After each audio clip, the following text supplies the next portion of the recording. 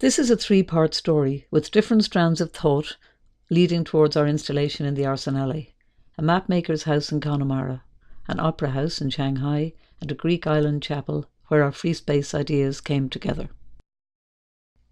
The story begins on a Greek island, a remote place that always reminds us of the west of Ireland. This was where we first started thinking about how to respond to the invitation to participate in the Free Space Biennale. We were wandering in the mountains, seeking out archaic chapels in the lunar landscape. Those tiny white chapels hold so much power, resonating against the scale of the mountains. We've always been fascinated by how those chapels rise up out of steps and platforms, how the bench seats outside the doors anchor the buildings to the earth, how the walls and roof make one continuous surface. Layers of whitewash unify the form. Low enclosing walls combine with seats and steps to act as skirting and plinth. The building ground is integrated with the building form. We've been working on a project in the west of Ireland to consider the future prospects for Tim Robinson's seaside house and studio in Roundstone. A cultural project that clusters new uses around the old house, a civic-minded proposal for a gathering hall where locals and academics could meet, a place dedicated to research and creativity. We began to see how this project could meaningfully relate to the Free Space Manifesto, focused as it is on public space and social purpose. We were also thinking about a recent competition design for a new opera house in Shanghai, sited on the bend of the river at the other end of the world, but not so far away from our constant preoccupation with place and material presence. Our project proposes a city of opera, not a singular object, but a cultural cluster. An assembly of forms held together in a scenographic composition, built out of bricks, combining performance spaces with public gardens. A new building that would feel as if it belongs in the city landscape of Shanghai.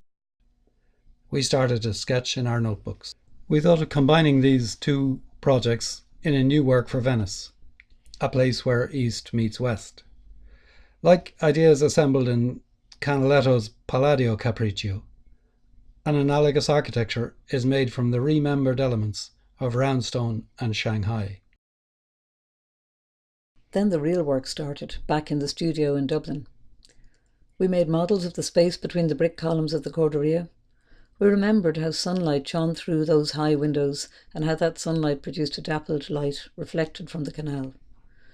We thought of splitting the sections of Roundstone and Shanghai, turning them inside out, comparing their similar forms at different scales.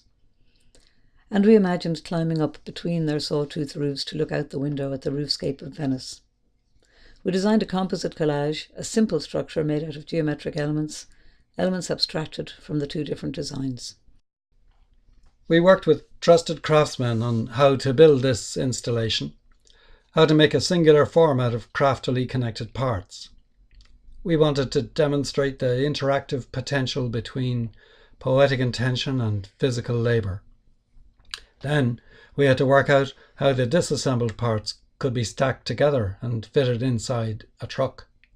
Eventually, the fully packed truck arrived on a barge to be unloaded on the quayside at the Arsenale, and the pieces were painstakingly put together again, element by element.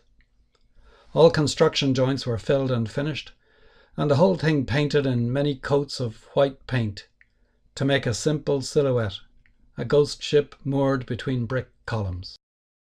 The Biennale is a great gathering of realities and imaginings from the world of architecture. It allows ideas to be set down beside each other, displaced from reality, as if in a dream.